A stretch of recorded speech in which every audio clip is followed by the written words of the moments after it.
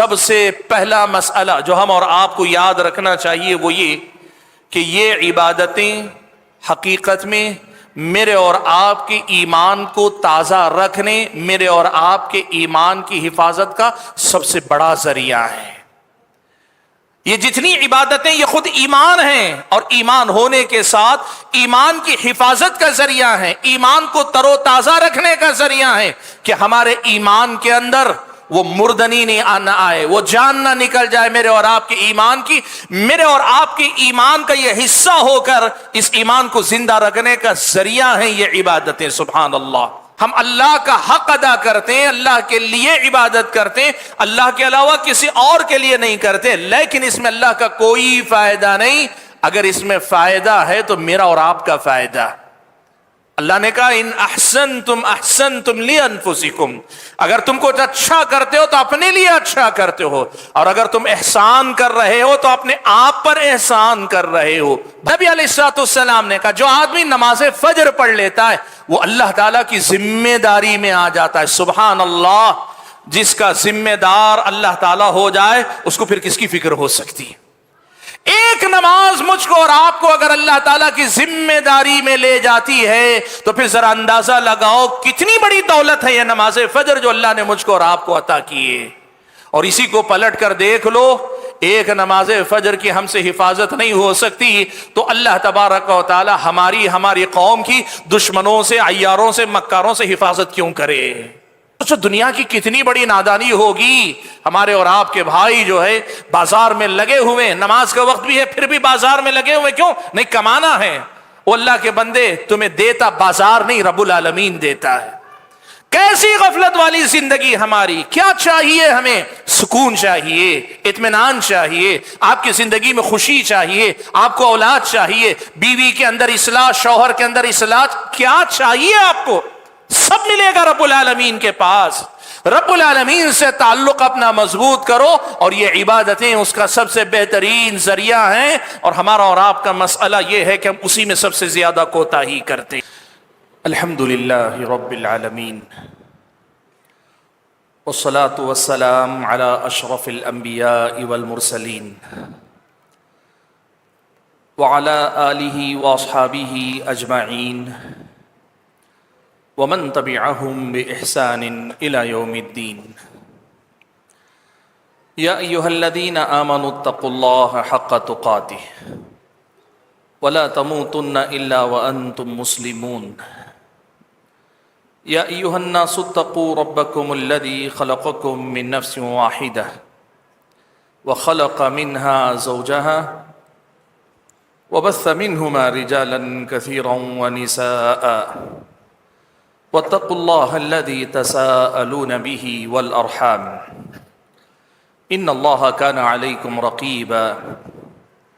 يا أيها الذين آمنوا اتقوا الله وقولوا قولا سديدا يصلح لكم أعمالكم ويغفر لكم ذنوبكم ومن يطع الله ورسوله فقد فاز فوزا عظيما۔ أما بعد، فاعوذ باللہ من الشیطان الرجیم، بسم اللہ الرحمن الرحیم۔ وما خلقت الجن والانس الا لیعبدون۔ محترم علماء کرام، بزرگوں، نوجوان بھائیوں اور پردہ نشین خواتین اسلام، اللہ رب العالمین کا مجھ پر اور آپ سبھی حضرات و خواتین پر بے انتہا فضل و کرم ہے کہ اسلام کی دولت سے اس نے مجھ کو اور آپ کو مالا مال فرمایا۔ کتاب و سنت کی جو دعوت اس دین کی صحیح اور سچی تصویر ہے، اس دعوت اور اس منہج سے اللہ تعالیٰ نے ہم اور آپ کا رشتہ جوڑا، اور اس دنیا میں جہاں لوگ بے دینی کی زندگی بھی جیتے ہیں، اپنی مرضی کی زندگی بھی جیتے ہیں، اللہ کی توفیق سے ہم سے جتنا ہو پا رہا ہے دین سے جڑے رہنے کی بھی اس نے توفیق عطا فرمائی ہے۔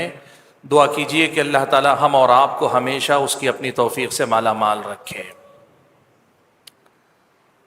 حاضرین گرامی قدر، دین اسلام جو قرآن و سنت ہے، اس میں ہم اور آپ کو کن باتوں کا حکم دیا گیا ہے؟ تو آپ یہ بات یاد رکھیے کہ رسول اللہ تعالیٰ کی طرف سے جو بھی لاتے ہیں وہ دو قسم کی چیزیں ہوتی ہیں۔ اس کو کہتے ہیں یا تو وہ خبر لاتے ہیں یا امر لاتے ہیں۔ خبر کا مطلب یہ ہوتا ہے کہ رسول اکرم صلی اللہ علیہ وسلم عقائد سے متعلق اور اس کے علاوہ بھی بہت ساری ایسی باتیں اللہ کے بارے میں، انبیاء کے بارے میں، پچھلی امتوں کے بارے میں، قیامت تک ہونے والے معاملات کے بارے میں، جنت کے بارے میں، جہنم کے بارے میں، فرشتوں کے بارے میں، بہت کچھ ایسا بتاتے ہیں کہ جس کی تصدیق کرنا، جس میں نبی کو سچا جاننا ضروری ہے۔ جو آدمی نبی علیہ الصلاۃ والسلام کو آپ کی بتائی ہوئی خبر میں سچا نہیں مانتا، وہ مسلمان نہیں ہے۔ دوسری چیز جو رسول اکرم صلی اللہ علیہ وسلم لے کر آتے ہیں اسے امر کہتے ہیں، یعنی اللہ تعالیٰ کی طرف سے احکام اور ہدایات لے کر آتے ہیں۔ یا تو کچھ کرنے کا حکم دیا جاتا ہے یا کسی بات سے رکنے کا حکم دیا جاتا ہے۔ ہم حلال و حرام کہتے ہیں، ہم اسے واجبات اور مستحبات، اور دوسری طرف حرام اور مکروہات کہتے ہیں۔ تو دوسری قسم کی چیز جو رسول لے کر آتے ہیں وہ اللہ تبارک و تعالیٰ کی طرف سے امر، یعنی اللہ تعالیٰ کی طرف سے احکام لے کر آتے ہیں۔ دین کا یہ جو حصہ ہے جسے ہم احکام کہتے ہیں، اس کی ایک تقسیم حقوق اللہ اور حقوق العباد کے نام پر بھی ہوتی ہے، یعنی وہ کام، وہ باتیں جن کا تعلق خالص بندے اور رب کے درمیان کے معاملات سے ہیں، کسی اور سے کوئی لینا دینا نہیں۔ اسے حقوق اللہ کہا جاتا ہے اور ہم اسے عبادات کہتے ہیں۔ عبادتیں، مختلف قسم کی عبادتیں ہم کہتے ہیں۔ اور دوسرا حصہ ہے جس کا انسان کا اللہ کے بعد انسانوں سے لے کر دیگر تمام مخلوقات کے ساتھ جو معاملہ ہے، وہ معاملہ کرنے کے احکام اور آداب ہیں۔ اسے ہم معاملات کہتے ہیں عبادات کے مقابلے میں، اور حقوق العباد کہتے ہیں حقوق اللہ کے مقابلے میں۔ آج میں آپ حضرات اور خواتین کے سامنے یہ جو حقوق اللہ یا عبادات ہیں، ان کے حوالے سے اصل میں کچھ بنیادی باتیں رکھنا چاہتا ہوں تاکہ ہم سمجھیں کہ ہم دین کے کس حصے کے بارے میں بات کر رہے ہیں۔ یہ خاکہ آپ کے میرے ذہن میں رہنا چاہیے۔ بھائیو، عبادت اسلامی شریعت میں ہمیں جس کا حکم دیا گیا، میں نے آیت کریمہ پڑھی، وَمَا خَلَقْتُ الْجِنَّ وَالْإِنسَ إِلَّا لِيَعْبُدُونَ، کہ اللہ نے کہا کہ میں نے جن اور انسان کو پیدا ہی اس لیے کیا کہ وہ میری عبادت کریں۔ تو شریعت مطہرہ میں عبادت کے دو مفہوم آتے ہیں، دو مطلب آتے ہیں۔ ایک عام معنی آتا ہے، اور اس عام معنی میں وہ عقیدہ بھی داخل ہے، اللہ کے نبی کی خبروں کی تصدیق کرنا، حقوق اللہ بھی داخل ہیں، حقوق العباد بھی داخل ہیں۔ کل دین، سارا کا سارا دین، یہ اللہ تعالیٰ کی عبادت اور بندگی کا میدان، یعنی ہماری زندگی میں ہر مسئلے، ہر جگہ اللہ تبارک و تعالیٰ کے دین کی تعلیمات پر ہم چلنے والے ہو جائیں، یہ اللہ کی عبادت ہے، یہ اللہ تبارک و تعالیٰ کی بندگی ہے۔ ہماری اور آپ کی جو زندگی ہے، کوئی بھی مسئلہ ہماری اور آپ کی زندگی کا، ہمارے اور آپ کی اللہ سے رابطے کے تعلق کے مسائل ہوں، یا پھر یہ کہ ہمارا اپنے گھر بار سے معاملہ ہو، یا ہمارے پڑوسیوں سے، رشتہ داروں سے، میدان میں گاہک سے، ملک میں رہنے والے مسلم غیر مسلموں سے، حتیٰ کہ اسلامی شریعت بتاتی ہے کہ ہمارے اطراف و اکناف کے یہ کتا، بلی، پرندے، ان کے ساتھ یہ سارا جو معاملہ ہم اور آپ کرتے ہیں نا، یہ سارا کا سارا سب ملا کر ان سب جگہ اللہ کی پسند ناپسند کا خیال رکھ کر جینے کا نام عبادت ہے، بندگی ہے، جس کے لیے اللہ تعالیٰ نے ہم اور آپ کو پیدا کیا۔ یہ ہے عبادت کا عام معنی۔ عبادت کا یہ خاص معنی ہے، اور وہ ہم جب اپنی عام زبان میں بولتے ہیں تو اس کو سمجھتے بھی ہیں ہم۔ عبادت سے مراد اللہ تبارک و تعالیٰ کی بندگی کرنا، یعنی وہ کام کرنا جو بندے کی طرف سے رب العالمین کے سامنے اپنی بندگی کے اظہار کے خاص معاملات۔ اس کا اللہ اور بندے کے علاوہ کسی سے کوئی لینا دینا نہیں، یہ بندے اور رب کے درمیان کے معاملات ہیں۔ اس میں کیا کیا چیزیں داخل ہوتی ہیں؟ بطور نمونہ مثال میں آپ کے سامنے ذکر کر لوں، کلمے کے اقرار کے بعد نماز ہے، یہ بدنی عبادت ہے، اس میں قولی بھی ہے قلبی بھی ہے، یعنی انسان کے دل کا بھی حصہ ہے، زبان کا بھی ہے، اعضاء اور جوارح کا بھی حصہ ہے۔ نماز ایک عبادت ہے۔ زکوٰۃ دوسرا رکن ہے کلمے کے اقرار کے بعد، نماز کے بعد دوسرا رکن، یا ترتیب سے کہنا چاہیں تو تیسرا رکن زکوٰۃ ہے۔ یہ مالی عبادت ہے، چاہے زکوٰۃ کہیں یا اللہ کی راہ میں عام خرچ کرنا، یہ مالی عبادت، مال کے ذریعے اللہ کی عبادت کرنا۔ روزہ ہے، یہ بھی ایک بدنی عبادت ہے، روزہ اللہ کی ایک عبادت ہے۔ حج بیت اللہ ہے، یہ مالی اور بدنی دونوں کو شامل عبادت ہے، یہ بھی ایک عبادت ہے۔ ان سے ہٹ کر عبادتوں میں اگر ہم دیکھنا چاہیں، قرآن کی تلاوت عبادت ہے، اللہ تبارک و تعالیٰ کا ذکر کرنا عبادت ہے، اللہ تبارک و تعالیٰ کی تعریف ہمیشہ بیان کرتے رہنا، حمد و ثنا اللہ کی کرتے رہنا عبادت ہے۔ پیارے نبی صلی اللہ علیہ وسلم پہ درود بھیجنا اللہ کے حکم کی تعمیل میں، یہ نبی علیہ الصلوۃ والسلام کے امتی ہونے کا ایک حق بھی ادا کرنا ہے، لیکن اللہ تعالیٰ کی عبادت بھی ہے۔ یہ ساری عبادتیں، اور ان سے ہٹ کر کچھ باطنی عبادتیں، اللہ سے محبت کرنا، اللہ سے ہی امید لگانا، اللہ تعالیٰ کا ڈر رکھنا، اللہ تعالیٰ کی طرف انابت یعنی ہمیشہ اللہ تعالیٰ کی طرف رجوع ہونا، اللہ پر کامل توکل رکھنا۔ یوں سمجھیے کہ بندے اور رب کے درمیان کے معاملات کی ایک لمبی فہرست ہے، ان کو ہم عبادت کہتے ہیں۔ یہ سارے کے سارے عبادت کے کام ہیں۔ اور آج میں آپ حضرات اور خواتین کے سامنے یہ بات رکھنا چاہتا ہوں کہ ہم جس سماج میں جیتے ہیں، اس سماج میں معاف کیجئے گا، ہماری اور آپ کی زندگی میں ان عبادتوں میں بڑی غفلت ہے، بڑی کوتاہی ہے، بڑی کمی ہے۔ ہو سکتا ہے نمازوں کی پابندی ہوگی، انشاءاللہ نمازوں کی پابندی ہوگی، لیکن نمازوں کی پابندی کے علاوہ دیگر جو عبادتیں ابھی میں نے جن میں سے چند کا تذکرہ کیا، ان عبادتوں کا اگر ہم جائزہ لے کر دیکھیں تو پھر پتہ چلے گا کہ بہت ساری عبادتیں ہیں جن میں ہم اور آپ غفلت کا شکار ہیں۔ یا اگر ہم ساری عبادتیں انجام دے رہے ہیں، یا نماز ہی کو لے لیجئے، نماز کو انجام دے رہے ہیں، تو آپ یہ بات یاد رکھیے کہ اس عبادت کو انجام دیتے ہوئے جو احساس، جو شعور، جو حضور قلب، وہ جو اللہ تعالیٰ کے سامنے حاضر ہونے کا یقین اور احساس اور ادراک اور شعور ہوتا ہے نا، اور اس عبادت کا ہماری اور آپ کی زندگی میں جو اثر ہو سکتا ہے، اس عبادت میں اس عبادت کی ہماری اور آپ کی زندگی میں کتنی ضرورت ہے، اس حوالے سے ہمارے اور آپ کی زندگی میں بڑی غفلت اور بڑی لاپرواہی پائی جاتی ہے۔ اور آج میں اسی مسئلے پر آپ کے سامنے کچھ باتیں رکھنا چاہتا ہوں۔ بھائیو، ہم اللہ کے بندے ہیں، اور لفظ بندے کا ترجمہ اور اچھا لگتا ہے جب اللہ تعالیٰ کے ساتھ ہم اللہ کے غلام ہیں، اور ہماری شان غلامی ہی میں ہے۔ آدمی دنیا میں کسی کے سامنے بھی جھکتا ہے تو ذلیل ہوتا ہے، رسوا ہوتا ہے، اس کو اپنے نیچا ہو جانے کا احساس ہوتا ہے۔ رب العالمین کے سامنے ناک رگڑ کر آدمی عزت والا ہو جاتا ہے، رب العالمین کے سامنے جھک کر آدمی سربلند ہو جاتا ہے، رب العالمین کے سامنے آدمی اپنے آپ کو جھکا کر ذلیل کر کے وہ عزت والا ہو جاتا ہے، وہ اپنے آپ میں مالا مال ہو جاتا ہے۔ اس دنیا میں رب کی غلامی سے بڑی کوئی دولت نہیں، اس سے بڑی کوئی کمائی نہیں اللہ تعالیٰ کی بندو۔ لیکن مسئلہ یہ ہے کہ اس ایمان کے باوجود، یہ کوئی نئی بات آپ سب جانتے مانتے ہیں، لیکن اس ایمان کے باوجود کئی بار ایسا ہوتا ہے کہ یہ عبادتیں ہمیں بوجھ لگتی ہیں، ان عبادتوں کو ہمیں انجام دینے میں شوق نہیں محسوس ہوتا، ہمارے اور آپ کے اندر رغبت نہیں ہوتی، ہم ان عبادتوں میں بڑھ چڑھ کر حصہ لینے کے لیے تیار نہیں ہوتے۔ یہ ایک ایسا مسئلہ ہے جس پر ہم اور آپ کو توجہ دینی چاہیے۔ بھائیو، آج آپ کے سامنے کچھ بنیادیں گناتا ہوں جو ہمیں بتائیں گی کہ ان عبادتوں کی میری اور آپ کی زندگی میں ضرورت کتنی ہے، اور اس سے ہمارا اور آپ کا کتنا فائدہ اللہ تعالیٰ نے جوڑ کے رکھا ہے۔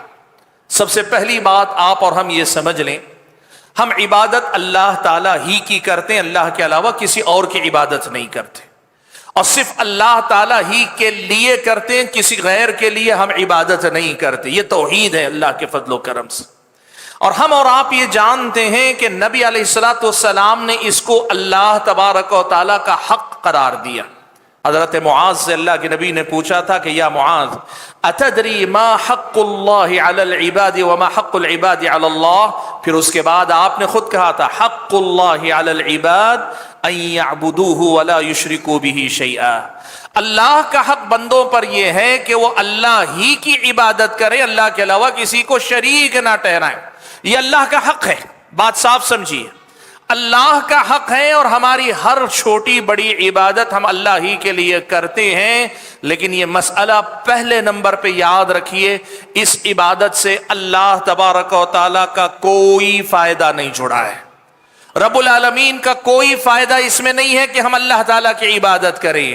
ہم اللہ کی عبادت اللہ کا حق سمجھ کر اللہ ہی کے لیے کرتے ہیں، لیکن اس میں اللہ تبارک و تعالیٰ کا کوئی فائدہ نہیں۔ رب العالمین بے نیاز ہے۔ اللہ نے کہا یا ایھا الناس انتم الفقراء الی اللہ، اے لوگو تم ہی فقیر ہو، محتاج ہو اللہ تعالیٰ کے، واللہ هو الغنی الحمید، اللہ تعالیٰ تو بے نیاز ہے، قابل تعریف ہے۔ اللہ تبارک و تعالیٰ کو میری اور آپ کی عبادت کی ضرورت نہیں۔ حدیث قدسی میں اللہ تعالیٰ نے خود یہ بات ارشاد فرمائی، کہا لو ان اولکم وآخرکم وانسکم وجنکم كانوا على اتقى قلب رجل واحد منکم ما زاد ذلك في ملکی شیئا، کہا تم سارے کے سارے انسان، آدم علیہ الصلوۃ والسلام پہلے انسان سے لے کر آخری انسان تک جتنے پیدا ہوں گے، سب کے سب مل کر سب سے متقی انسان کے تقوی کا جو درجہ ہوتا ہے، اس درجے کے ایمان والے ہو جاؤ، ما زاد ذلک فی ملکی شیئا، میری بادشاہت میں کسی قسم کا اضافہ نہیں ہوگا۔ اور یہ بھی کہا لو ان اولکم وآخرکم وانسکم وجنکم كانوا على افجر قلب رجل واحد منکم ما نقص ذلك من ملکی شیئا، کہ اس کے برعکس تم سارے کے سارے جن اور انسان مل کر دنیا میں برے سے برے، گنہگار سے گنہگار انسان کا جو درجہ ہوتا ہے، اس درجے کے گنہگار بن جاؤ، میری بادشاہت میں کوئی فرق نہیں آئے گا۔ پہلی بات جو ہم اور آپ کو سمجھنی چاہیے، ہم اللہ کا حق ادا کرتے ہیں، اللہ کے لیے عبادت کرتے ہیں، اللہ کے علاوہ کسی اور کے لیے نہیں کرتے، لیکن اس میں اللہ کا کوئی فائدہ نہیں۔ اگر اس میں فائدہ ہے تو میرا اور آپ کا فائدہ۔ اللہ نے کہا ان احسنتم احسنتم لانفسکم، اگر تم کچھ اچھا کرتے ہو تو اپنے لیے اچھا کرتے ہو، اور اگر تم احسان کر رہے ہو تو اپنے آپ پر احسان کر رہے ہو۔ بھائیو، اس بنیادی نقطے کو ہم اور آپ کو سمجھنے کی ضرورت ہے کہ یہ عبادتیں، یہ جو اللہ تعالیٰ نے عبادتیں ہمارے اور آپ کے سامنے رکھی، ان میں سے کچھ فرض ہیں، کچھ مستحب ہیں، سنت ہیں۔ یہ عبادتیں فرض کے نام پر دی گئی ہوں یا سنت کے نام پر دی گئی ہوں، لیکن اصل میں اللہ تعالیٰ کی بہت بڑی نعمت ہیں، بہت بڑی دولت ہیں، اللہ کی بہت بڑی دین ہے۔ اللہ نے ہم اور آپ کو اس لائق سمجھا۔ ہماری حیثیت کیا ہے؟ قرآن میں اگر آپ پڑھیں گے نا، اللہ نے بار بار یاد دلایا کہ تمہیں معلوم ہے تمہاری حقیقت کیا ہے؟ تمہاری حقیقت یہ ہے کہ تم ایک مہین سے پانی کے قطرے سے پیدا ہو، اس سے زیادہ کچھ نہیں۔ وقت کا سپر پاور کوئی بہت بڑا حکمران بھی ہوگا، اس کی حیثیت بھی بس اتنی سی ہے۔ سبحان اللہ، سلف صالحین میں سے بعض نے ایک بڑی پیاری بات کہی، کہا میں متکبر انسان کو دیکھتا ہوں تو سوچتا ہوں کہ یہ کیسے تکبر کر سکتا ہے، یہ کیسے تکبر کر سکتا ہے، جبکہ دنیا میں آنے سے پہلے پیشاب کی جگہ سے 2 مرتبہ گزر کر دنیا میں آیا۔ سبحان اللہ، انسان کی حقیقت کے اللہ کے بندو، بڑا کمزور یہ انسان ہے۔ اس کمزور انسان کو اللہ نے اتنا اونچا اٹھایا کہ رب العالمین کی بندگی کے لائق بنایا، اور اس کی بندگی کرنے کا موقع دیا، اور اس بندگی پہ انعام کا وعدہ کیا۔ اسے اللہ تعالیٰ کا بہت بڑا انعام سمجھو، موقع سمجھو۔ آج افسوس اسی کا ہے، ہم اسی جذبے سے جیتے ہیں کہ جیسے فرض ادا کیا تو جیسے کوئی پہاڑ اٹھا کے نیچے رکھ دیا، ذمہ داری ادا کی، کوئی عبادت کی تو ایسے لگتا ہے نعوذ باللہ کہیں اللہ تعالیٰ کا پر کوئی احسان کر رہے ہیں۔ اللہ نے کہا یمنون علیک ان اسلموا قل لا تمنوا علی اسلامکم بل اللہ یمن علیکم ان ہداکم للایمان، یہ لوگ آپ پر احسان جتلاتے ہیں کہ یہ لوگ ایمان لائے، آپ کہہ دیجئے لا تمنوا علی اسلامکم، تم اسلام لائے ہو تو مجھ پہ جتلانے کی ضرورت نہیں، اللہ تبارک و تعالیٰ تم پہ جتلاتا ہے کہ اللہ نے ہدایت دی ہے، تمہیں تو اللہ نے بہت اونچا اٹھا دیا، تمہیں اس قابل بنا دیا کہ تم اللہ کی عبادت کے لائق ہوئے ہو۔ بھائیو، پہلی بات جو آج کی اس ملاقات میں یاد دلانا چاہتا ہوں، ان عبادتوں کو ایک فرض، ایک ذمہ داری، ایک بوجھ سے آگے بڑھ کر ایک نعمت، ایک تحفہ، ایک موقع اللہ تعالیٰ کی طرف سے ہمارے حق میں ایک عزت افزائی، اللہ نے ہماری شان بڑھا دی، اللہ نے ہماری حیثیت بڑھا دی، اللہ تعالیٰ نے ہمیں ایک اعتبار دے دیا، اللہ تبارک و تعالیٰ نے ہماری شخصیتوں کو ایک وزن دیا، اللہ تبارک و تعالیٰ نے ریکگنائزیشن دیا۔ یہ اپنے آپ کی زندگی میں ہم اور آپ کو سمجھنا چاہیے۔ افسوس اس کا ہے کہ انسان جیتے جیتے غفلت کے ایک ایسے درجے میں آ جاتا ہے کہ اسے احساس ہی نہیں رہتا کہ وہ کہاں ہے، کیا کر رہا ہے۔ عبادتوں کے تئیں بھی ہمارے اور آپ کے اندر ایک بے نیازی کی کیفیت، ایک لاپرواہی کی کیفیت، ایک بوجھ سمجھ کر چلنے کی کیفیت، اور اکثر و بیشتر کسی ایک عبادت سے خوش ہو کر بقیہ عبادتوں سے غافل ہو کر جینے کی عادت ہم اور آپ کو پڑ گئی، اور یہ بہت بڑا نقصان ہے ہمارا اور آپ کا، یہ ہم اور آپ کو سمجھنا چاہیے۔ بھائیو، یہ پہلا مسئلہ ہے جسے ہم اور آپ کو سمجھنا چاہیے۔ اور اگر میں آپ کے سامنے بتانا چاہوں، ان عبادتوں کی میری اور آپ کی زندگی میں بڑی ضرورت ہے اللہ کے بندو۔ اسے میں نے کہا نا کہ صرف ذمہ داری، اسے بوجھ مت سمجھو، اسے اپنی ضرورت سمجھو، بہت بڑی ضرورت ہے۔ ان عبادتوں سے کیا کیا فائدے اللہ تعالیٰ نے جوڑ کے رکھے ہیں پتہ ہے؟ میں پہلے مجموعی طور پہ تمام عبادتوں کو شامل کر کے چند فوائد گنا لیتا ہوں، اور اس کے بعد الگ الگ ایک ایک عبادت سے متعلق چھوٹی چھوٹی کچھ باتیں آپ کے سامنے رکھ لیتا ہوں، تاکہ ہم سمجھیں کہ یہ عبادتیں اللہ نے ہم اور آپ کو دی ہیں، کتنا بڑا احسان اللہ نے مجھ پر اور آپ پر کیا۔ بھائیو، سب سے پہلا مسئلہ جو ہم اور آپ کو یاد رکھنا چاہیے وہ یہ کہ یہ عبادتیں حقیقت میں میرے اور آپ کے ایمان کو تازہ رکھنے، میرے اور آپ کے ایمان کی حفاظت کا سب سے بڑا ذریعہ ہے۔ یہ جتنی عبادتیں یہ خود ایمان ہیں، اور ایمان ہونے کے ساتھ ایمان کی حفاظت کا ذریعہ ہے، ایمان کو تر و تازہ رکھنے کا ذریعہ ہے، کہ ہمارے ایمان کے اندر وہ مردنی نہیں نہ آئے، وہ جان نہ نکل جائے میرے اور آپ کے ایمان کی۔ میرے اور آپ کے ایمان کا یہ حصہ ہو کر اس ایمان کو زندہ رکھنے کا ذریعہ ہیں یہ عبادتیں۔ سبحان اللہ۔ آپ کو معلوم ہے، ایک پودا، آپ چھوٹا سا ایک پودا لگاتے ہیں، اسے تناور درخت بننے کے لیے وقت پر پانی بھی چاہیے، اسے دھوپ بھی چاہیے، اسے ہوا بھی چاہیے، اس کی ہر ضرورت جب پوری ہوتی ہے تو یہ چھوٹا سا پودا ایک مضبوط درخت بنتا ہے، سائے دار درخت بنتا ہے، پھلدار درخت بنتا ہے، اور دنیا کے لیے بہت کچھ فائدے پہنچانے والا بنتا ہے۔ ایمان کا بھی یہی مسئلہ ہے، آپ یاد رکھیں، ایمان کو بھی کیئر کرنے کی ضرورت ہوتی ہے، خیال رکھنے کی ضرورت ہوتی ہے، اور یہ ہوا، یہ پانی، یہ دھوپ اور اس کی ضرورتیں، یہی عبادتیں میرے اور آپ کے ایمان کو تازہ رکھتی ہیں۔ ان عبادتوں کا سیدھے سیدھے میرے اور آپ کے ایمان سے رشتہ ہے، اور آپ یہ سمجھ لیجئے گا، عبادتوں سے میرا اور آپ کا رشتہ جتنا گہرا ہے، ایمان میرا اور آپ کا اتنا ہی تر و تازہ ہے، اتنا ہی زیادہ مضبوط میرا اور آپ کا ایمان۔ اور عبادتوں میں ہم جتنے کمزور ہیں، جتنے پیچھے ہیں، جتنی محدود عبادتوں سے ہمارا تعلق ہے، میرے اور آپ کے ایمان کے اندر اتنی ہی کمزوری آئے گی۔ یہ سب سے پہلا فائدہ ہے ان عبادتوں کا، کہ یہ میرے اور آپ کے ایمان کی زندگی ہے، یہ میرے اور آپ کے ایمان کی تازگی ہے، یہ میرے اور آپ کے ایمان کا سہارا ہے، یہ میرے اور آپ کے ایمان کا حصہ ہو کر اس ایمان میں اضافے کا ذریعہ ہے، اس ایمان کو زندگی اور جلا بخشنے والی یہ عبادتیں۔ دوسری بات جو ان عبادتوں کی اہمیت کو میرے اور آپ کے سامنے واضح کر سکتی ہے، دیکھو، یہ سیدھے سیدھے بندے اور رب کے درمیان کا رشتہ ہے۔ ہر عبادت بندے اور رب کے درمیان کا خاص رشتہ ہے۔ ہر عبادت رب العالمین کے ساتھ خصوصی رشتہ، خصوصی تعلق ہے، اور رب العالمین کے پاس سب کچھ ہے۔ آپ کو مجھ کو کیا چاہیے؟ دنیا چاہیے، دین چاہیے، خیر چاہیے، شر سے بچنا ہے، نقصانات سے بچنا ہے، دنیا کے فائدے کمانے، آخرت میں جہنم سے بچنا ہے، قبر میں بچنا ہے، جنت میں جانا ہے، جنت میں آپ کی ہماری ضرورت کیا ہے؟ چھوٹی سی چھوٹی، سبحان اللہ، جیسے حدیث میں کہا گیا نا، کہ حدیث میں کہا گیا اگر آپ کے جوتے کا تسمہ بھی ہے نا، وہ بھی اگر آپ کی ضرورت ہے وہاں سے لے کر اخروی نجات تک جو ہے سب اللہ تعالی کے پاس۔ اب جس آدمی کو اللہ تبارک و تعالیٰ سے لینا ہے، ظاہر سی بات ہے اسے اللہ سے تعلق بنا کے رکھنا ہوگا۔ دین چاہیے تو بھی اللہ سے تعلق مضبوط کرو، دنیا چاہیے تب بھی اللہ تعالیٰ سے تعلق مضبوط کرو، اور ایمان اور توحید کی بنیادوں کے بعد یہ عبادتیں ہی اللہ اور بندے کے درمیان تعلق کا ذریعہ ہے۔ ان عبادتوں کے بغیر ایک بندہ اللہ تبارک و تعالیٰ سے کٹ جاتا ہے، اس کا رشتہ اللہ تبارک و تعالیٰ سے کمزور ہو جاتا ہے۔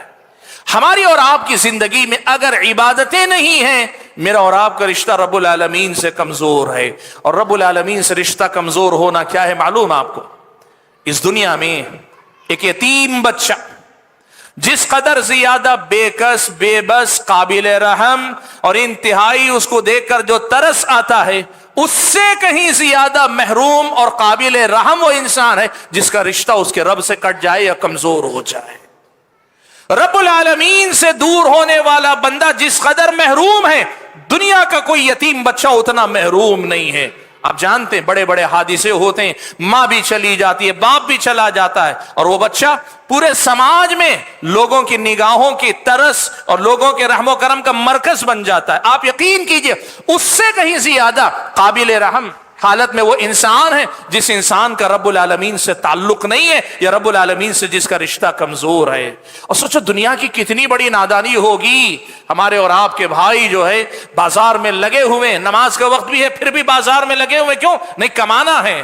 وہ اللہ کے بندے تمہیں دیتا بازار نہیں، رب العالمین دیتا ہے۔ کیسی غفلت والی زندگی ہماری! کیا چاہیے ہمیں؟ سکون چاہیے، اطمینان چاہیے، آپ کی زندگی میں خوشی چاہیے، آپ کو اولاد چاہیے، بیوی کے اندر اصلاح، شوہر کے اندر اصلاح، کیا چاہیے آپ کو؟ سب ملے گا رب العالمین کے پاس۔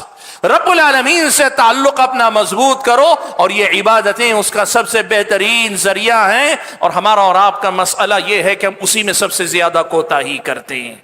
بھائیو، ان عبادتوں کا تیسرا فائدہ ہے، اور وہ تیسرا فائدہ یہ ہے کہ یہ عبادتیں اللہ تبارک و تعالیٰ کی طرف سے میری اور آپ کی روح کی غذا ہیں۔ آپ کو معلوم ہے اللہ تبارک و تعالیٰ نے جسم کو دنیا کے اندر زمین پر بنایا، انسان کھاتا پیتا ہے، اسی سے نطفہ بنتا ہے، اسی سے ماں کے پیٹ میں رحم مادر میں انڈا بنتا ہے، دونوں ملتے ہیں، جسم کی تخلیق ہوتی ہے۔ روح اللہ تبارک و تعالیٰ آسمان سے بھیجتا ہے، اور روح اور جسم سے مل کر انسان بنتا ہے۔ اب اس دنیا میں ہم کھاتے ہیں، پیتے ہیں، آرام کرتے ہیں، چلتے پھرتے ہیں، یہ ساری ضرورتیں میرے اور آپ کے جسم کی ضرورتیں، اور جتنا ہم اپنے جسم کو آرام دیتے ہیں، کھلاتے پلاتے ہیں، ہمارا جسم بڑا ہوتا چلا جاتا ہے۔ لیکن آپ کو ایک چیز معلوم یہ بھی ہونی چاہیے، اس جسم کے اندر اللہ نے جو روح رکھی ہے، اس روح کی بھی اپنی ایک بھوک ہوتی، اس کی بھی اپنی ایک حاجت ہوتی، اس کی بھی اپنی ایک ضرورت ہوتی، اور روح کی غذا ہے اللہ تعالیٰ کا دیا ہوا علم اور اللہ تعالیٰ کی عبادتیں۔ علم اور عبادت اس روح کی غذا ہیں۔ آپ یقین کیجئے اگر علم سے تعلق نہ ہو، اگر عبادتوں سے رشتہ مضبوط نہ ہو، میرے اور آپ کے اندر کی روح پروان نہیں چڑھتی، وہ مضبوط نہیں ہوتی، وہ طاقتور نہیں ہوتی، وہ اندر سے کھوکھلی رہ جاتی ہے۔ روح کی طاقت اللہ تعالیٰ نے اس میں رکھی ہے کہ ہم عبادتوں سے رشتہ مضبوط رکھیں۔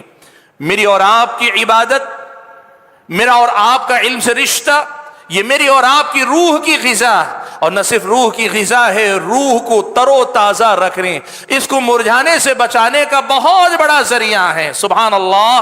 ہم اور آپ ہمارے سماج میں اکثر کہتے ہیں، کسی آدمی کو دیکھتے ہیں کم عقل آدمی ہے لیکن اچھا خاصا لمبے قد کا ہو گیا ہے، تو ہم کیا کہتے ہیں پتہ ہے؟ اتنا لمبا تاڑ کے جھاڑ کی طرح ہو گیا، عقل تیری ابھی گھٹنوں ہی میں ہے۔ یہ کہتے ہیں نا ہم اور آپ۔ جو بات ہم کسی کی عقل کے بارے میں کہتے ہیں، ہمیں اپنے ایمان کے بارے میں سوچنا چاہیے، کہنا یوں چاہیے جسم اتنا بڑا ہو گیا لیکن روح ابھی بچے کا بچہ ہی رہ گئی، روح ابھی وہی چھوٹی رہ گئی۔ اس روح کی غذا کو پہچانو اللہ کے بندو۔ اللہ کا ذکر، قرآن کی تلاوت، صبح و شام کے اذکار، یہ نمازیں، یہ روزہ، یہ زکوٰۃ، یہ ہمارا اور آپ کا حج، یہ عمرہ، یہ اللہ تبارک و تعالیٰ سے محبت، اللہ سے لو لگانا، اللہ تعالیٰ کی طرف رجوع ہونا، یہ ساری عبادتیں یہ میری اور آپ کی روح کی غذا ہیں۔ اور ایک بات بتاؤں میں آپ کو، کئی بار ایسا ہوتا ہے आदमी इल्म और इबादत से अपने आप को अंदर से संवारता है, यहां तक कि अंदर से उसकी रूह इतनी संवर जाती है कि फिर उसके बाद जिस्म बज़ाहिर बदशक्ल भी हो तब भी उससे कोई फर्क नहीं पड़ता। आदमी की रूह संवर जाती है, अल्लाह ताला उसके चेहरे पे ऐसा नूर दे देता है। रूह की तरोताजगी का एक अपना असर है, अल्लाह ताला वो देता है इल्म और इबादत से जिसका रिश्ता मजबूत हो।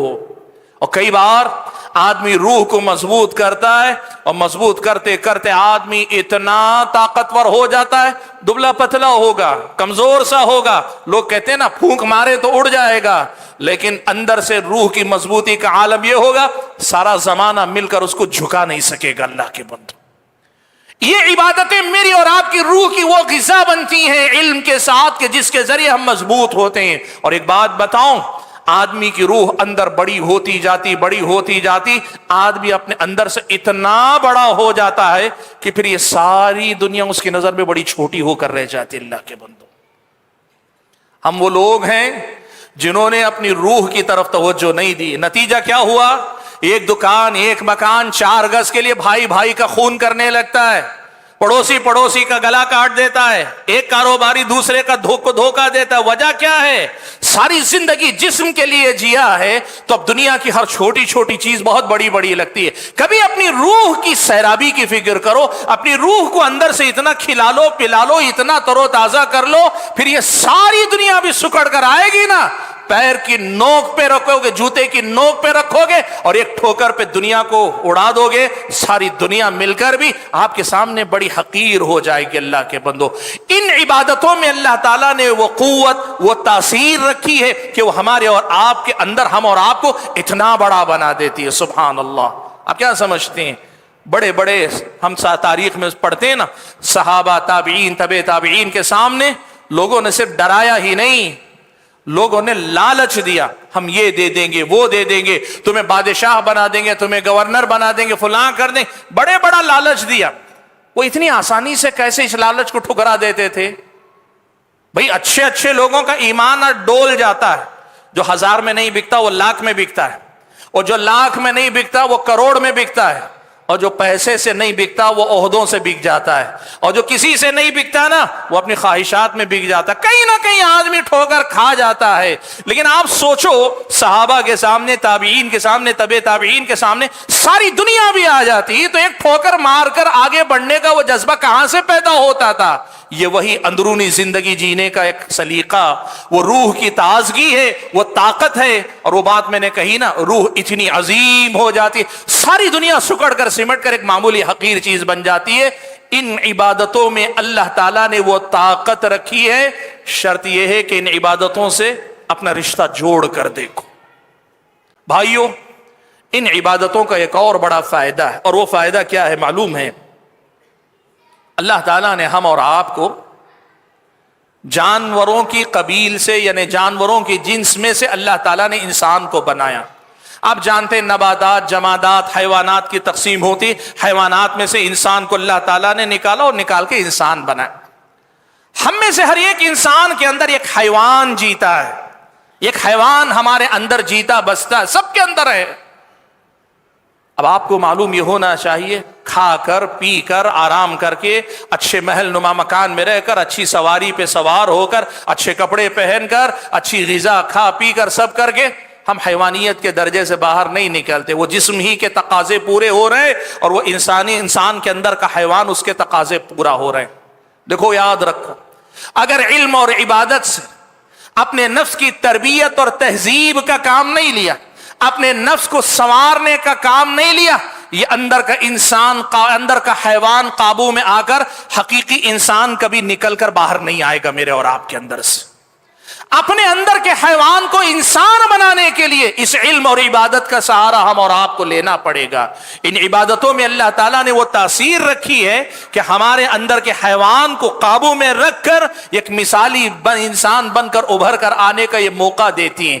इन इबादतों में अल्लाह ताला ने वो ताकत, वो तासीर रखी है कि ये इबादतें मेरी और आपकी जिंदगी पे इतना बेहतरीन असर छोड़ती हैं। जाहिर सी बात है, आज आप देखते हैं ना, कई बार सवाल करते हैं, भाई भाई होकर कैसे भाई को धोखा दे सकता है? آپس میں ہو جاتا ہے کچھ تو لوگ تبصرے کرتے ہیں، سگا بھائی ایک ماں باپ کے پیٹ سے پیدا ہونے والے کیسے ایک دوسرے کو دھوکہ دے سکتے ہیں؟ ارے بھائی اتنے سال کی دوستی کیسے لوگ بھول جاتے ہیں؟ ارے پڑوسی پہ جان چھڑکتا ہے، کیسے کوئی آدمی دھوکہ دے سکتا ہے؟ اندر کے حیوان کی اگر تربیت نہیں کی، ان میں سے کوئی چیز تعجب کی نہیں، یہ سب کچھ ہو سکتا ہے، اس لیے کہ حیوان کیا جانتا ہے؟ صرف اپنا مفاد جانتا ہے۔ ان حیوان کو انسان بننے میں اور اس انسان کو اللہ کا مثالی بندہ بننے میں علم اور عبادت کا جو کردار ہے، وہ کردار میری اور آپ کی زندگی میں آئے گا نا تو سبحان اللہ، ہر انسان اتنا خوبصورت ہوگا نا، دیکھو تو پیار ہو جائے اس سے، دیکھو تو اس سے محبت ہو جائے، دیکھو تو اس سے بے ساختہ دل لگ جائے، ہر انسان ویسا ہوگا۔ اور سوچو وہ خاندان، وہ گھرانہ، وہ معاشرہ کتنا پیارا ہوگا کہ جس میں سے ہر انسان کی شخصیت کو دیکھیں، بے ساختہ اس پہ دل آ جائے، بے ساختہ دل اس سے ملنے کو کہے، وہ معاشرہ کتنا مثالی معاشرہ بن جائے گا۔ اس علم اور عبادت کا یہ بہت بڑا فائدہ ہے۔ اللہ کے بندو، ان عبادتوں کا ایک اور فائدہ بھی ہے، اور وہ فائدہ کیا ہے؟ رب العالمین نے ان عبادتوں میں ہمارے اور آپ کی زندگی کا حقیقی سکون رکھا ہے۔ ایک بات یاد رکھو، عام طور پہ دو لفظ ہیں وہ آپس میں ایک ساتھ استعمال کیے جاتے ہیں، آرام اور سکون، لیکن آج میں ذرا سا فرق کر کے آپ کے سامنے اس مسئلے کو بتاتا ہوں۔ اچھا کھاؤ گے، اطمینان سے آرام کرو گے، سکون کی جگہ پہ جا کر جو ہے ذرا سا نیند کرو گے، رات میں آپ کے جسم کو آرام ملتا ہے، لیکن آرام کا نام پورا سکون نہیں ہے۔ کئی بار آدمی خوابگاہوں میں سوتا ہے پھر بھی اسے سکون نصیب نہیں ہوتا۔ وجہ کیا ہے معلوم ہے؟ آپ یہ بات یاد رکھو، سکون کا تعلق جسم کے آرام سے کم ہے، روح دل و دماغ کے اطمینان سے بڑا گہرا ہے سکون کا تعلق۔ زندگی میں جسے سکون کہا جاتا ہے نا، یہ سکون جسم کو اس کی ضرورتوں کو پورا کر لینے سے نہیں ملتا۔ سکون حقیقی ملتا ہے جب آدمی کی روح کو اس کی غذا ملے، دل و دماغ کو اطمینان نصیب ہو، تب جا کر آدمی سکون کی دولت سے آشنا ہوتا ہے، اور یہ سکون اللہ تعالیٰ کی عبادت، اللہ تعالیٰ کے ذکر سے ملتا ہے۔ یہ قرآن میں اللہ تعالیٰ نے بیان کیا، کہا الذین آمنوا وتطمئن قلوبهم بذکر اللہ الا بذکر اللہ تطمئن القلوب۔ لوگوں سنو، اللہ کے ذکر ہی سے دلوں کو سکون ملتا ہے۔ سبحان اللہ۔ علامہ ابن قیم رحمۃ اللہ علیہ مثال دیتے ہوئے کہتے تھے کہ جو آدمی اللہ تعالیٰ کے ذکر سے جڑ جائے اسے سکون ایسا میسر ہوتا ہے کہ اگر وہ ذکر سے الگ ہو جائے ویسے ہی تڑپے گا جیسے مچھلی کو پانی سے نکال کے باہر ڈال دو تو مچھلی تڑپتی ہے۔ مسئلہ ہم میں سے اکثر کا یہ ہے کہ زندگی کے حقیقی سکون کا شاید ہم میں سے بہت ساروں نے ابھی تجربہ نہیں کیا۔ ہم نے آرام دیکھا ہے، حقیقی سکون شاید ابھی ہم میں سے بہت سارے لوگوں نے دیکھا نہیں۔ بھائیو، یہ عبادتیں رب العالمین کا ایسا عظیم تحفہ ہیں کہ یہ عبادتیں مجھ کو اور آپ کو ایسی بے شمار بیش بہا نعمتوں سے مالا مال کرتی ہیں۔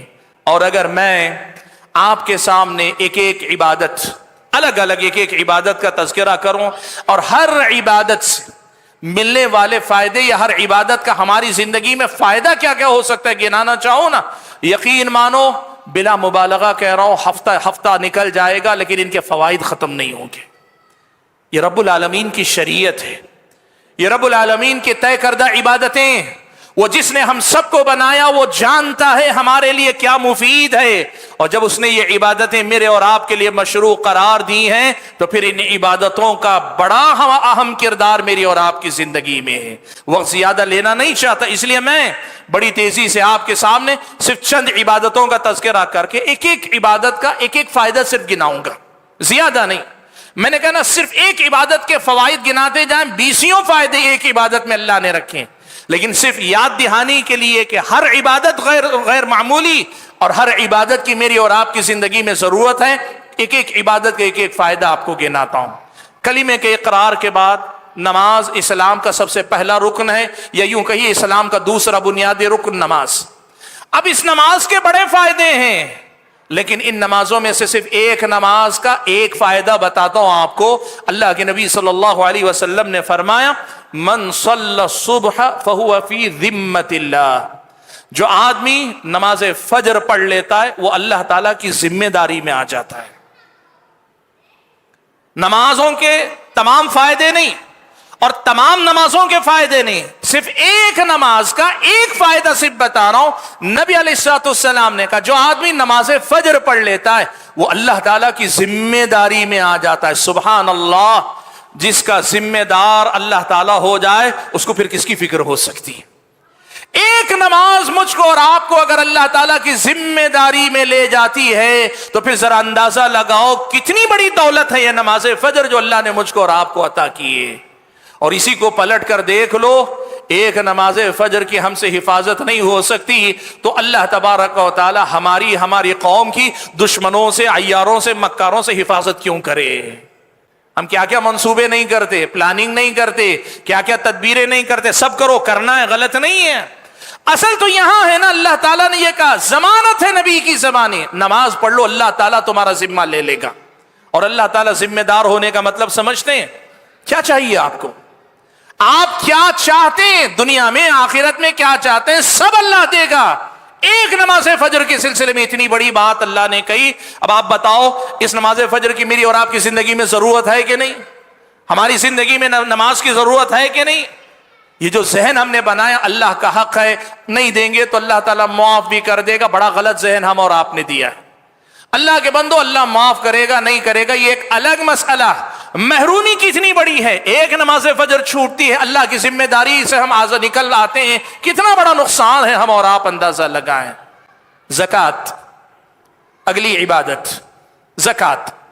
زکوٰۃ اللہ کی راہ میں مال نکالنے کا نام ہے، مالی عبادت ہے، اور اس زکوٰۃ یا عطیات، صدقات، خیرات کے بڑے فائدے ہیں۔ میں سارے فائدوں کا تذکرہ نہیں کروں گا، صرف ایک فائدے کا تذکرہ کروں گا۔ وہ کیا ہے معلوم ہے؟ نبی علیہ الصلوۃ والسلام نے ہمارے اور آپ کو یہ جو زکوٰۃ کا سسٹم دیا، یہ جو صدقات و خیرات کے احکام اور مسائل سکھائے نا، ان کے فائدوں میں سے ایک بڑا فائدہ یہ ہوتا ہے کہ اللہ کی راہ میں دینے والے انسان کے دل میں مال کی بیجا محبت جگہ نہیں بناتی۔ مال آدمی اللہ کی راہ میں جتنا خرچ کرتا ہے نا، دل کے اندر مال کی بیجا جو محبت بیٹھی ہوتی اس سے آدمی آزاد ہوتا چلا جاتا ہے۔ اب آپ سوچیں گے یہ کوئی بڑا مسئلہ ہے کیا؟ بہت بڑا مسئلہ، میری اور آپ کی زندگی میں اس کا اثر بہت زیادہ۔ کیسے معلوم ہے؟ اللہ کے نبی نے ارشاد فرمایا، کہا لِكُلِّ أُمَّةٍ فِتْنَةٌ وَفِتْنَةُ أُمَّةِ الْمَالِ۔ اللہ تعالیٰ ہر امت کو کسی خاص فتنے کے ذریعے آزماتا ہے۔ فتنے بہت ہیں لیکن کوئی خاص فتنہ ہر امت کے لیے اللہ تعالیٰ رکھتا ہے کہ اس امت کو سب سے زیادہ اس فتنے میں مبتلا کیا جائے گا یا زیادہ لوگ اسی فتنے میں مبتلا ہوں گے۔ اللہ کے نبی نے کہا کہ میری امت کے لیے اگر کوئی چیز فتنہ ہے تو وہ مال ہے۔ اب آپ یہاں سے پلٹ کر دیکھو، یہ اللہ کی راہ میں خرچ کرنا، زکوٰۃ دینا، عطیات، خیرات، اور اس کے نتیجے میں میرے اور آپ کے دل میں مال کی بیجا محبت نکل جائے، امت کا جو فتنہ ہے اس فتنے سے ہم اور آپ بچا لیے جائیں گے۔ اس سے بڑا رب العالمین کا احسان مجھ پر اور آپ پہ کیا ہو سکتا ہے؟ ہر عبادت اپنی جگہ یہ غیر معمولی انعام ہے، ہر عبادت اپنی جگہ یہ غیر معمولی دولت ہے، رب العالمین کا غیر معمولی تحفہ ہے۔ ہر عبادت کے فوائد بالکل جدا گانا ہیں۔ روزہ، اگلی عبادت روزہ۔ ہم اور آپ اندازہ لگائیں روزہ ہماری اور آپ کی زندگی میں کیا کردار ادا کرتا ہے؟ بہت سارے فائدے ہیں، بہت سارے، لیکن ان میں سے ایک فائدہ ہے، وہ کیا ہے معلوم ہے؟ نبی علیہ الصلوۃ والسلام نے کہا وَمَن لَّمْ يَسْتَطِعْ فَعَلَيْهِ بِالصَّوْمِ فَإِنَّهُ لَهُ وِجَاءٌ۔ اللہ کے نبی نے کہا روزہ آدمی کی شہوت یا خواہشات جب بے لگام ہوتی ہیں ان کو قابو میں رکھتا ہے، وہ خواہشات کا توڑ ہے، وہ خواہشات پہ لگام لگاتا ہے۔ اب آپ سوچیں گے کہ اس میں کیا بڑی بات ہے؟ اس کو سمجھنے کے لیے آپ یہ سنیں، اللہ کے نبی نے، صحابی کہتے ہیں میں نے نبی علیہ الصلوۃ والسلام کو فرماتے ہوئے سنا کہ لوگوں کو سب سے زیادہ جو چیز جہنم میں لے جائے گی نا، جہنم میں لے جانے والی سب سے بڑی دو چیزیں ہیں، ایک آدمی کی زبان ہے، دوسری آدمی کی شرمگاہ ہے۔ خواہشات کا فتنہ بہت بڑا فتنہ ہے، لیکن روزے کے اندر اللہ نے یہ تاثیر رکھی، عبادت روزے کی ایسی ہے کہ اس سے آدمی اپنی خواہشات کے فتنے سے بچ جاتا ہے۔ ابن قیم رحمۃ اللہ علیہ نے لکھا ہے شیطان انسان پہ جو حملہ کرتا ہے نا، اس کے دو دروازے ہیں۔ انسان کو گمراہ کرنے کے لیے آتا ہے، دو دروازوں سے آتا ہے، ایک شبہات کا راستہ، شک پیدا کر دینا، آدمی کے ایمان میں بے یقینی سے دو چار کر دینا، اور دوسری چیز ہے شہوات یعنی خواہشات کا راستہ۔ ایک روزے کی عبادت میری اور آپ کی زندگی میں اگر آئی، خواہشات کے فتنے کا دروازہ ہم نے اپنے آپ پہ بند کر لیا، شیطان کے اوپر 2 دروازوں میں سے ایک دروازہ ہم نے اپنے آپ پہ بند کر لیا، اس عبادت کا فائدہ مجھ کو اور آپ کو اپنی زندگی میں کتنا ملے گا ہم اور آپ اندازہ لگائیں۔ قرآن مجید کی تلاوت ہے، بہت بڑی عبادت ہے، اور اس قرآن کے فائدے بے شمار ہیں۔ ایک فائدہ گنا دیتا ہوں، قرآن میں اللہ تعالیٰ نے کہا وَنُنَزِّلُ مِنَ الْقُرْآنِ مَا هُوَ شِفَاءٌ وَرَحْمَةٌ لِّلْمُؤْمِنِينَ، اور اللہ تبارک و تعالیٰ نے یہ بھی کہا یا ایھا الناس قد جاءتکم موعظۃ من ربکم وشفاء لما فی الصدور۔ قرآن سے میرا اور آپ کا رشتہ دل کی ساری بیماریوں کا علاج ہے، میری اور آپ کی ساری بیماریوں کا علاج ہے، کفر ہو، شرک ہو، بدعات ہو، گناہوں سے محبت ہو، یا پھر یہ کہ کسی بھی قسم کی ہماری اور آپ کی زندگی میں یہ چیز آ گئی ہے، ان تمام کے لیے شفا ہے۔ سبحان اللہ۔ میں ایک بات آپ کو بتاؤں، اب آپ یہ سنیں گے کہ ایک شفا ہے، ساری بیماریوں سے شفا ہے، میں ان میں سے صرف ایک بیماری کا انتخاب کرتا ہوں۔ ابن قیم رحمۃ اللہ علیہ نے لکھا ہے کہ گناہوں کی جو سزائیں اللہ تعالیٰ دنیا میں انسان کو دیتا ہے نا، ان میں سے ایک بڑی اہم سزا ہے کہ آدمی کے دل پہ غفلت کا پردہ ڈال دے اللہ تعالیٰ، یعنی آدمی کا دل محسوس ہی نہ کرے، گناہ کرتا ہے لیکن احساس ہی نہیں۔ غفلت کا پردہ اگر اس کے دل پہ پڑ جائے تو پھر یوں سمجھیے اس دنیا میں بدترین جو سزائیں ہو سکتی ان میں سے یہ ہے۔ اب اس قرآن کی برکت کا اندازہ لگاؤ۔ پیارے نبی صلی اللہ علیہ وسلم نے کہا، سنن نبی داؤد کی روایت، اللہ کے نبی نے کہا کہ من قام بعشر آیات لم یکتب من الغافلین، جو آدمی 10 آیتوں کو لے کر قیام کرے گا، یعنی نماز پڑھے گا، 10 آیتیں اگر نماز میں پڑھ لیتا ہے، اور بعض اہل علم نے کہا قیام اللیل میں اگر 10 آیتیں پڑھ لیتا ہے، ان 10 آیتوں کے نماز میں پڑھ لینے کی برکت یہ ہوگی کہ ایسا کرنے والا انسان غافلوں میں نہیں لکھا جائے گا۔ یعنی اس کا مطلب یہ ہوا یہ دلوں پہ پردے ڈال دیے جانے کی جو سزا ہے اللہ اس سے بچا لے گا۔ سوچو قرآن کی تلاوت کی برکت کتنی ہے میری اور آپ کی زندگی میں۔ اللہ تبارک و تعالیٰ کا ذکر، اللہ کا ذکر کیا ہے؟ رب العالمین کا ذکر، یہ میرے اور آپ کے دلوں کی زندگی ہے اللہ تعالیٰ کے پاس، میرے اور آپ کے دلوں کا سکون ہے۔ صبح و شام کے اذکار ہوں، نمازوں کے بعد یا مختلف اعمال سے جڑے ہوئے اذکار ہوں، یہ اللہ تعالیٰ کا مطلق عام ذکر ہو، رب العالمین کا ذکر، یہ میری اور آپ کی زندگی میں ایمان کو پانی کا چھڑکاؤ کرتا رہتا ہے، ترو تازہ رہتا ہے۔ مارکیٹ میں کبھی دیکھیں سبزی بیچنے والا صبح سے شام تک جب تک بیچ نہیں لیتا، ہر تھوڑی دیر میں پانی کا چھڑکاؤ کرتا رہتا۔ کیوں کرتا ہے؟ اسے معلوم ہے تھوڑا دیر اور گزرے گی، تھوڑی دیر تو وہ جو تازگی بازار سے نکالتے وقت لائے تھے ختم ہو جائے گی۔ اس سے کہیں زیادہ ضروری ہے صبح و شام کے ذکر کی کہ اس سے میرے اور آپ کی ایمان کو تازگی ملتی رہے۔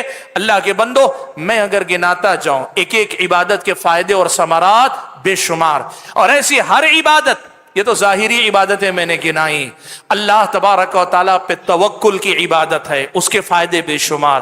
اللہ سے محبت کرنا، سب سے بڑھ کر اللہ سے محبت کرنا، اللہ کا ڈر اپنے دل میں بسانا، اللہ ہی سے اپنی امیدوں کو باندھ لینا، ساری دنیا سے بے نیاز ہو کر اللہ سے وابستہ ہو جانا، اور ہمیشہ اللہ کی طرف انابت، اللہ کی طرف مائل رہنا، اللہ سے لو لگا لینا، اور اللہ تبارک و تعالیٰ سے خلوت میں مناجات کرنا، تنہائی میں اللہ کے سامنے اپنا دامن پھیلانا، یہ سب عبادتیں ایسی ہیں کہ اگر ان میں سے ایک ایک عبادت کو کہیں بے شمار فائدے۔ بھائیو، کہنا کیا چاہتا ہوں، ان عبادتوں کی اہمیت کو سمجھنے کی کوشش کریں۔ شاید ہم اور آپ نے ان عبادتوں کو اپنی زندگی میں اتنی اہمیت نہیں دی، اور اسی کا نتیجہ ہے میں نے جتنی عبادتیں گنائی ان میں بمشکل نماز کی پابندی ہوگی، اور نماز کے بھی فرائض کی پابندی ہوگی، سنتوں کا کوئی پتہ نہیں۔ اور اگر خرچ کرنے کی بات ہے، ذہن ہمارے کچھ ایسے بنے ہوئے ہیں، خرچ کس کو کرنا ہے؟ مالداروں کو خرچ کرنا ہے، نہیں، مالداروں کو زکوٰۃ دینی ہے۔ خرچ ہر مسلمان کو کرنا ہے۔ صحابہ کے جذبے کو دیکھو، جنگ تبوک کے موقع پہ اللہ کے نبی نے کہا صدقہ کرو، حضرت ابو بکر نے گھر پورا لا دیا، عمر نے آدھا گھر دیا، حضرت عثمان نے پورا قافلہ لا کے دے دیا۔ ایک صحابی ایسے تھے جس وقت اعلان ہوا جیب میں پھوٹی کوڑی نہیں ہے، یہ نہیں سوچا کہ خرچ کرنا مالداروں کا کام ہے، گئے ایک باغیچے میں، صبح سے شام تک مزدوری کی، 2 مٹھی اس نے کھجوریں دی، لائے، ایک مٹھی کھجوریں اپنے گھر والوں کی ضرورت کو رکھ دیا اور دوسری مٹھی لا کے اللہ کے نبی کے سامنے پیش کر دی. یہ ہوتا ہے خرچ کرنے کا جذبہ اللہ کے بندوں. ہم نے بانٹ لیا عبادتوں کو. اور قرآن پڑھنا کس کا کام ہے؟ وہ جو بوڑھے مسجدوں میں آ کے بیچارے ریٹائرڈ لائف جیتے ہیں, ان کا کام ہے مسجد میں قرآن پڑھ کے کھول کر بیٹھے رہیں. یا ہماری مائیں بہنیں جو گھروں کے اندر بڑھاپے میں کوئی کام نہیں رہتا, وہ بیٹھ کر قرآن پڑھے. کیوں؟ یہ تو ہماری سب کی ضرورت ہے. اللہ تعالیٰ کا ذکر ہو, نفل روزے ہوں, ساری کی ساری نیکیوں کو اگر ہم اور آپ دیکھیں, اتنی عبادتیں ہیں کہ اللہ تعالیٰ نے موقع دیا, اس موقع کو غنیمت جانے. بھائیو, بات کو میں زیادہ طول دینا نہیں چاہتا. ایک آخری بات, بڑی اہم بات کہہ کر میں بات کو سمیٹ لیتا ہوں. وہ بات کیا ہے؟ آپ میں سے بہت سارے بھائی یہ کہہ سکتے ہیں ان میں سے بہت ساری عبادتیں ہم کرتے ہیں, نماز بھی پڑھتے ہیں, توفیق کے مطابق خرچ بھی کرتے ہیں, روزے بھی رکھتے ہیں, نفل بھی سنتیں بھی رکھ لیتے ہیں, اللہ کی توفیق سے حج بھی کیا ہے. پھر یہ جو باتیں ابھی سنی, یہ کیفیت ہمارے اندر کیوں محسوس نہیں ہوتی؟ میں یہ کہوں گا کہ نہیں, اگر آپ محسوس کریں گے تو ہوگی. لیکن میں اگر مان لوں آپ کی بات, تو اس کے پیچھے ایک بہت بڑا راز ہے. وہ کیا ہے معلوم؟ ان عبادتوں کو جیسے انجام دینے کی ضرورت ہے ویسے انجام دینے کی کوشش کرو. میں ایک بات آپ کو بتاؤں, میں نے ایک بہت ہمارے اپنے ایک ساتھی سے ایک جملہ سنا تھا, بڑا پیارا جملہ تھا, اور مجھے یاد پڑتا ہے شاید کرنول شہر میں جملہ میں اس سے پہلے بھی سنا چکا ہوں. انہوں نے ایک بڑی پیاری بات کہی تھی کہ جس آدمی کو نماز پڑھ کے سکون نہ ملے, اس کو چاہیے کہ نماز ذرا سکون سے پڑھے. ان عبادتوں کو صحیح ڈھنگ سے اگر کریں گے نا, تو پھر یقین مانو یہ عبادتیں اپنا اثر دکھائیں گی. وہ جو شاعر نے کہا نا, تیرا امام بے حضور تیری نماز بے سرور, ایسے امام سے گزر ایسی نماز سے گزر. حضور قلب کے ساتھ نماز پڑھو, پورے شعور کے ساتھ عبادتیں کرو. قرآن پڑھو تو یہ احساس زندہ رکھو کہ میں بڑا خوش نصیب ہوں کہ جو رب العالمین کا کلام, حرف حرف جو رب العالمین کی بات ہے, گفتگو ہے, وہ میری زبان سے ادا ہو رہا ہے. مجھے اس سے بڑی سعادت کیا ہو سکتی ہے؟ اس احساس کو زندہ رکھ کے پڑھو. یہ قرآن ہمارے مردہ دلوں کو بھی زندہ کر دے گا. حاضرین گرامی قدر, کہنا یہ ہے توجہ دو, محنت کرو, ہمارے اور آپ کی زندگی میں انقلاب آئے گا. آپ میں سے بہت سارے بھائی کہہ سکتے ہیں میں کوشش کرتا ہوں, دل نہیں لگتا. ہاں, دل پہ جب زنگ چڑھ جاتا ہے نا, تو شروع میں نماز میں بھی دل نہیں لگتا, قرآن کی تلاوت میں بھی دل نہیں لگتا. لیکن اس کا علاج کیا ہے؟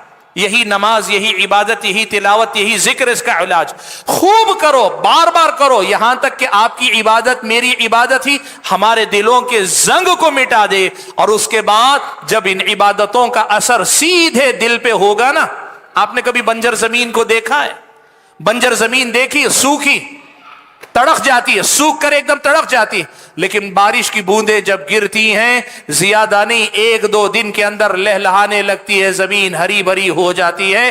آپ یقین کریں, مسلسل عبادتوں میں دل لگائیں گے, شروع میں نہیں ہوگا, بیزارگی محسوس ہوگی, قرآن کی تلاوت سنتے ہوئے اکتاہٹ آ جائے گی, ہوگا, دل بیمار ہے, دل پہ زنگ لگا ہے.